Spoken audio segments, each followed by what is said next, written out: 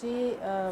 આપ બધાને વિદિત છે જે રીતે ભારત સરકાર ગૃહ મંત્રાલય તરફથી જે સૂચના આવી હતી જે મોકડ્રીલ કરવાની છે એક ઓપરેશન અભ્યાસ બ્લેકઆઉટની જે આજે મોકડ્રીલ કરવાની છે એમાં ઘણા બધા જિલ્લાઓને કેટેગરાઇઝ ભારત સરકાર તરફથી કરવામાં આવ્યા છે અને રાજ્ય સરકાર તરફથી પણ સૂચના આપવામાં આવી છે. એમાં જે જિલ્લાઓ છે એમાં અરવલ્લીનો સમાવેશ નથી, પણ સાવચેતીના પગલાંના ભાગરૂપે અમે પણ આજે બધા વિભાગો સાથે અને ખાતાના જે વડાઓ છે એમને સાથે મિટિંગ કરીને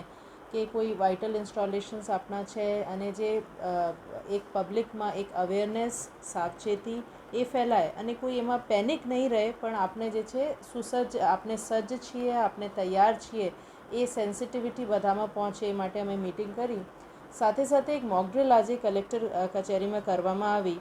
એમની પૂર્વ ભૂમિકામાં એ પણ છે કે અમે એક શંકાસ્પદ મેલ કલેક્ટર ઓફિસમાં અમે મળ્યું, કલેક્ટરના મેલ આઈડી પર જ મળ્યું અને વધારાના સાવચેતીના પગલાંના ભાગરૂપે અમે બોમ્બ સ્ક્વોડને પણ બોલાવીને આખી ઓફિસની એમનાથી ચેકિંગ કરાવી છે અને એવી કોઈ વસ્તુ સદનસીબે મળી નથી, પણ એવા એક મેલ મળ્યા હતા એટલે અમે સાયબર ક્રાઇમમાં પણ એમને રિપોર્ટ કર્યું છે અને એમાં ગુના નોંધાવવા માટે પણ પોલીસને સૂચના આપી છે. એ સાથે સાથે અમે જે છે